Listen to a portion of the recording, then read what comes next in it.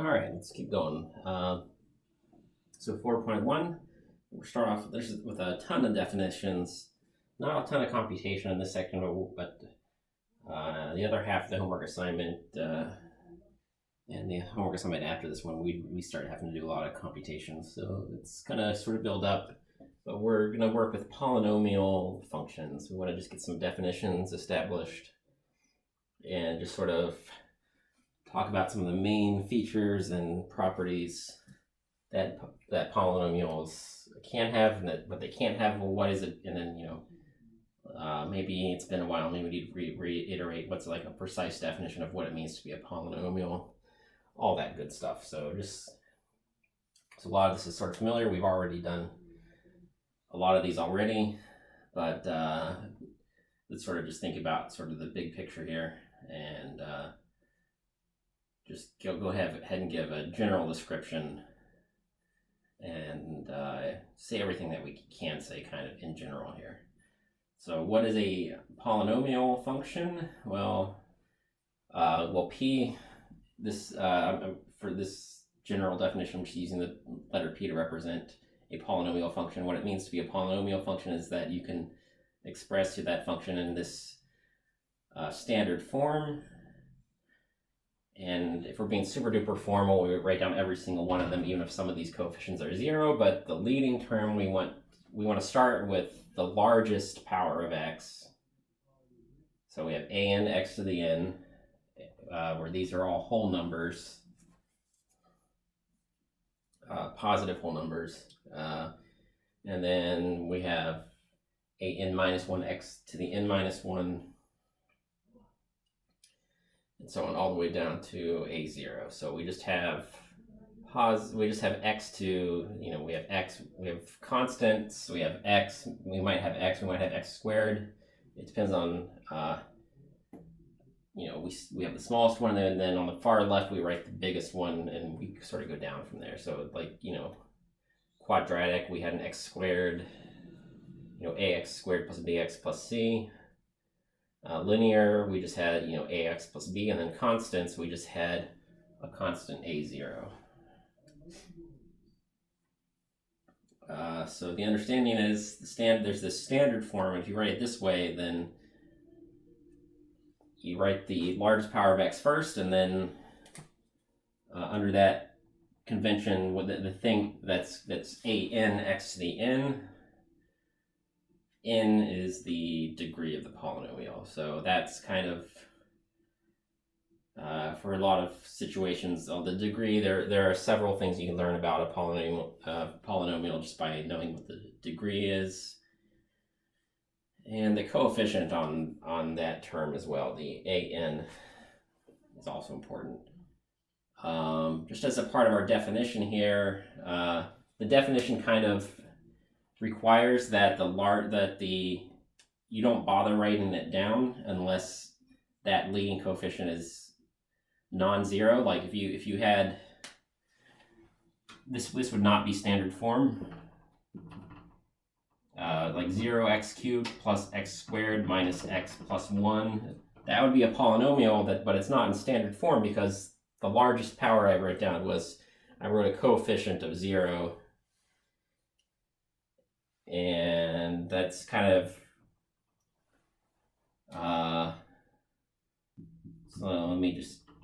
so this is a polynomial, but it's not standard form. But then we could write this in standard form. So just a little arrow, let's sort of fix this up a little bit. So that's all. The bottom of this dry erase board, I have a couple examples where they're not in standard form. I want them in standard form. And so this is not a degree 3 polynomial, because that's just I just picked a really silly way of writing down this thing that's actually a quadratic. But now it's in standard form, and it's a polynomial. And the degree is 2. It's just a quadratic. Ax squared plus bx plus c, where a is not 0. If the leading coefficient is 0, then you go down to the next one until you actually have something. Okay, so little bit of a side note there. What I do want to say here is that we make a special case, and that is the zero function is generally regarded as, yes, is still a polynomial, even though technically there's no way you can write down highest term that's not zero, because every coefficient is zero. So we make a special exception just for you because zero is such an important thing. We want to include it in our collection. What this allows us to do is, if you have two polynomials, what you would like to be able to do is you'd like to be able to add them and still get a polynomial. And well, if you add this x plus 1, you add it to minus x minus 1, you get a new polynomial. And well, that polynomial is 0. So the only way you can know for sure that adding two polynomials is always going to give you a polynomial is if your definition is includes 0 as a sort of a special case. The degree of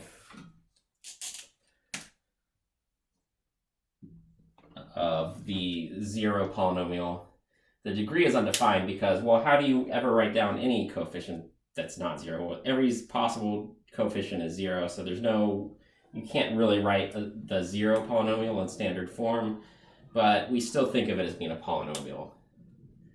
It's like we just write down the constant term, but a0 is also 0, so it sort of it sort of gets a special pass. It's kind of got a special privilege. So we just say that the zero function, it's 0 is everybody's favorite trick question. If your instructor is being tricky, it has undefined degree because it doesn't have any coefficients that are not 0. So that's kind of an oddball. Everybody else is kind of straightforward. So let's jump into the ones that are straightforward. Here are two polynomials which are not in standard form. And I just want to write them in standard form. And all I want to do right now is I just want to see what's the degree. So let's do that.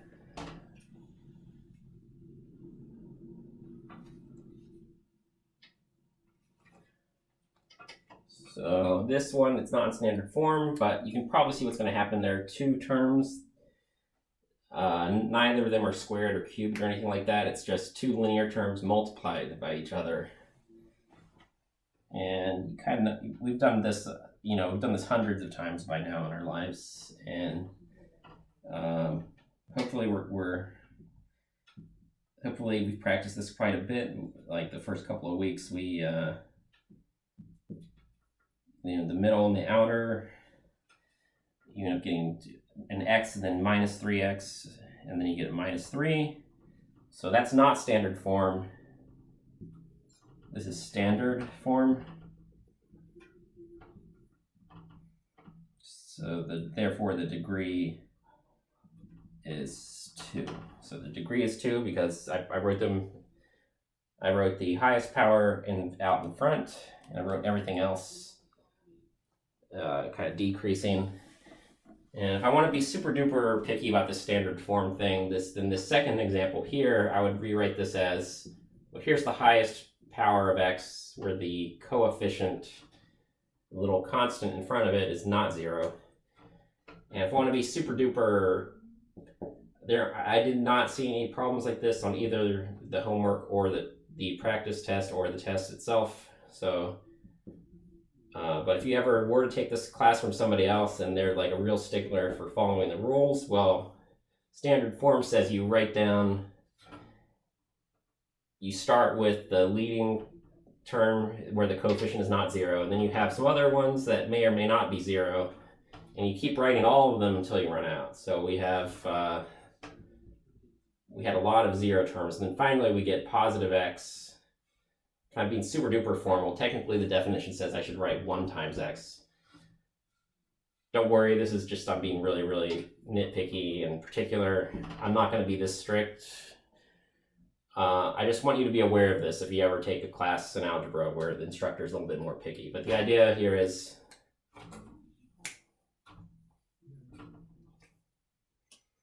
is this right here. So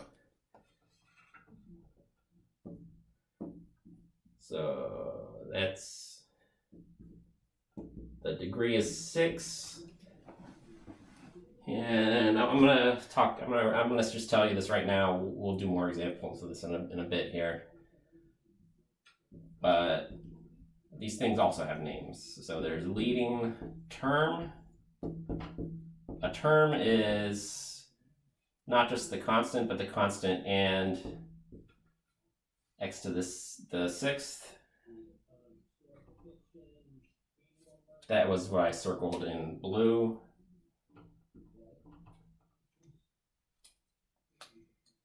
And let me use maybe red. So this is just a definition, just in red. The red thing is called a leading coefficient. So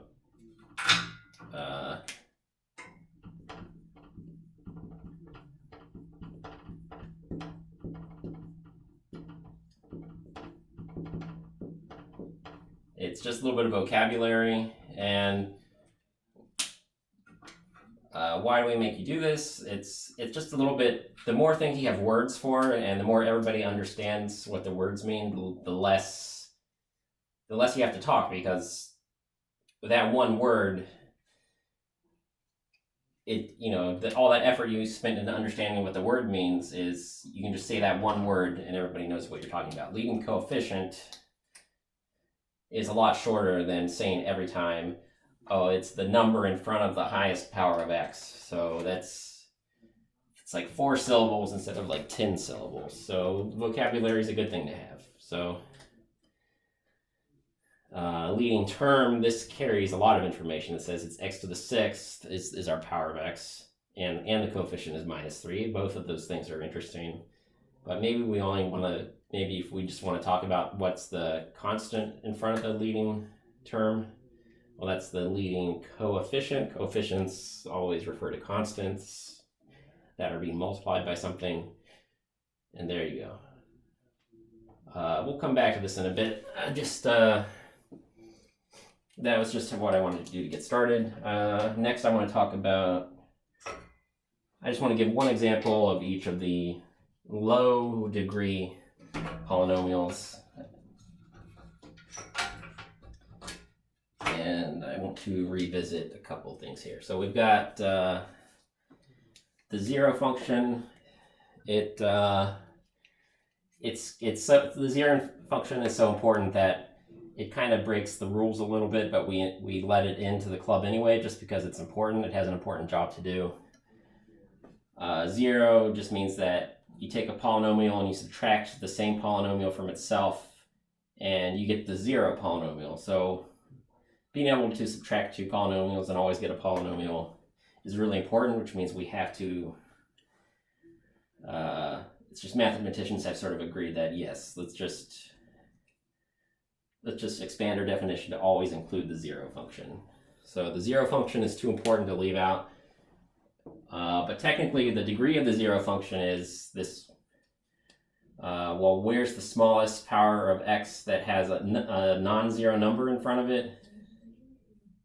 There is no such thing. So the degree is undefined. We couldn't, so the smallest degree, well, of the empty set, we couldn't find any non-zero coefficients at all. So what was the smallest power that we could find? We found nothing whatsoever. So we didn't find 5. We didn't find x squared. We didn't find x to the 0. We didn't find anything. We found just the degree is just undefined. However, other constant functions other than the 0 function, so if it's 5 or -12, or if it's 3/2 or negative square root of 17, if the function is just a constant, well, that constant 5, it's like saying that's the coefficient on the x to the 0. X to the 0 is 1. So times 1, it's just whatever the constant term is, that's called a0. And so it's a degree 0 polynomial. So that's the next step up. We haven't even we've done these two cases, but we haven't even seen the variable yet. But these are kind of important. It's just they're just building blocks. Okay, so finally we get to linear, where now there's actually a variable involved, and things start to get interesting. So linear functions. So is the polynomial linear? That means, well, there's an x term and there's no higher degree term with non-zero coefficients. You have x and then you have maybe a constant. Well, here's the coefficient. We have 3x to the first, so the degree is 1. So here's, x is the same as x to the first. That's the highest power of x. So why is the degree 1? Because there's your highest power of x. So that's it. So this quadratic means you have x squared and then smaller powers. Cubic is x cubed. What's interesting about quadratic is it looks like maybe you're already very comfortable with this, but quadratic is like for quadrilateral, which is, it has 4 sides, which is why it has quad, but it's really the area of a square is x squared. It's the name of it is pretty unfortunate, but you just sort of get used to it, and you just sort of, okay, whatever. Quadratic means x squared. It's because a square has 4 sides. It has 4 sides, which is why quad is in the name, but we know that the power on x is actually 2. And compare that with the 4th degree polynomial. Quart as in quarter, or 1/4. It's just really bizarre that both of these have the same language, like Greek or Latin, I forget which it is. They have kind of the same roots. These come from the same thing. They both kind of mean 4, but this 4 is in quadrilateral, which means x squared. And quart, as in the exponent, the number is 4. So these we're probably used to, but don't get too confused. The language is similar, but quartic with a T, that's the 4th power. It's just one more thing to memorize. You're probably already comfortable with these first 3. But this is just one more. And then anything beyond that, we don't, in some special contexts, they might remind you of what the word is for it. If it's really, really important, they plan to, if for some reason they're doing lots and lots of 7th degree polynomials for some specialized publication, then maybe they'll say, here's the word for 7th degree polynomial.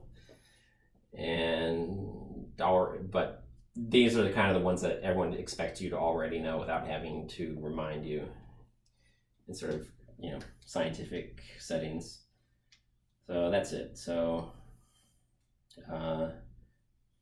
anything higher than that, we'll just say 5th degree polynomial or 6th degree polynomial, and so on and so on. All right, so you might notice that this one, I wrote it down, the cubic I wrote down in standard form. This quartic, I didn't quite write that in standard form.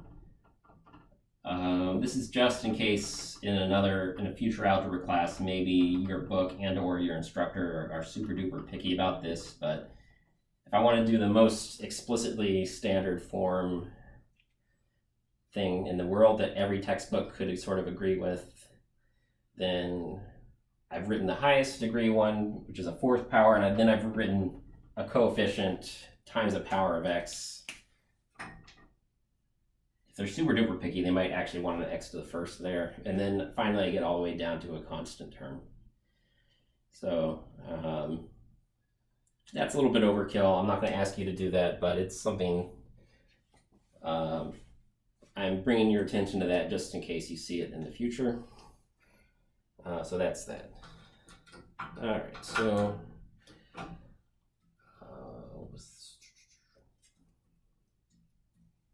There's one, what was something that I said I was going to come back to?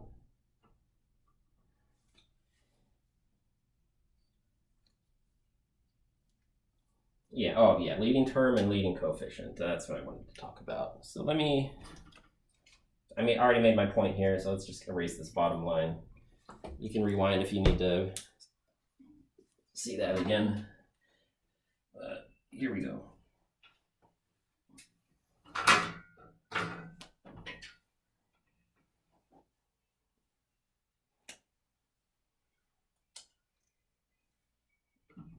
Okay, so let's just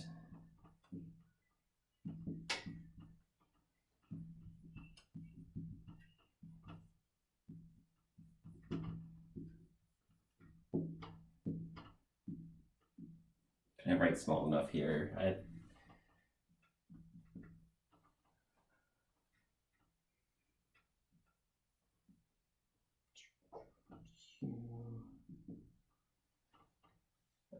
So constant.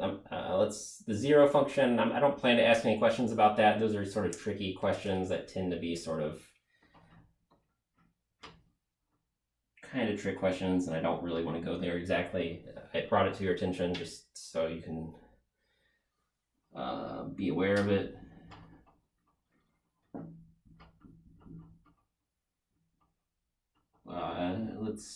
I just wanted to. I already told you about leading terms and leading coefficients and degree. These are all things that we've mentioned already, but let's do it again.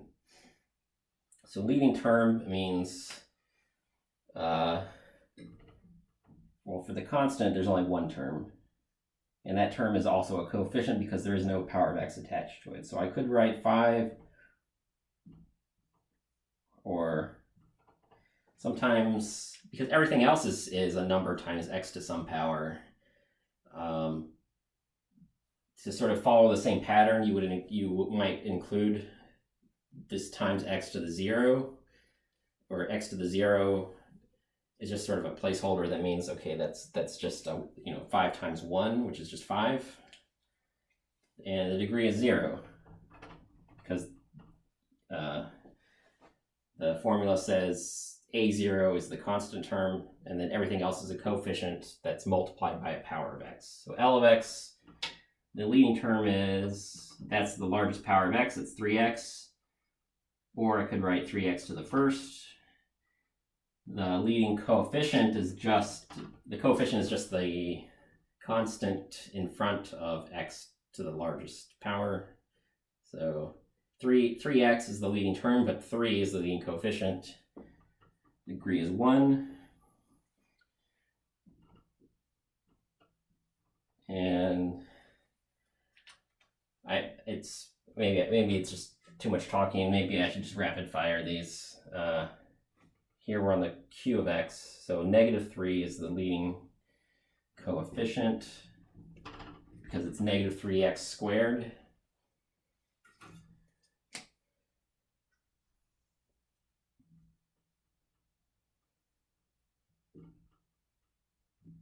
So in red here, just the number in front of the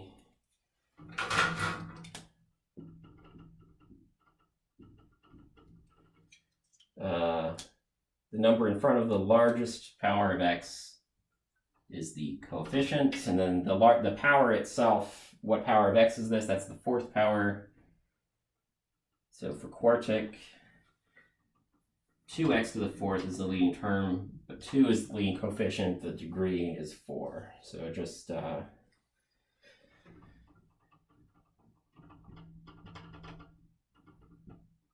here's the cubic. That one starts out with -1/2 x cubed. Leading coefficient is -1/2. That's it. That's all there is to it.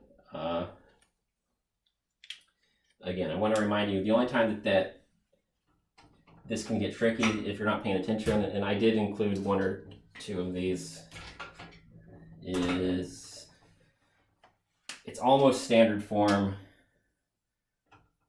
but it's out of order. So that's tricky. This one, it's obviously not in standard form because it's been factored. factoring is nice. It does lots of cool things for us, but to get the degree, you have to figure out what is the largest power of x if you were to expand it. So to get standard form, you have to do that. But for this one, if you're not paying attention, you might say this is first degree, but wait, no, it's sixth degree. If this was x to the fourth, it's still sixth degree, because you get to figure out which power is the highest, and that's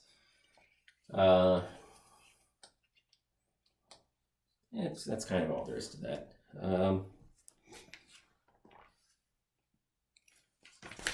Okay, I think what I'd like to do is I'd like to break the video into a couple of pieces here. I want to talk about in the behavior. I kind of did the basic definitions, but I haven't done in behavior, and I haven't talked about zeros yet. But yeah, I'm gonna break the video into two pieces, so it'll be easier to find things, and it'll be easier for me to collect my thoughts. So let's do that.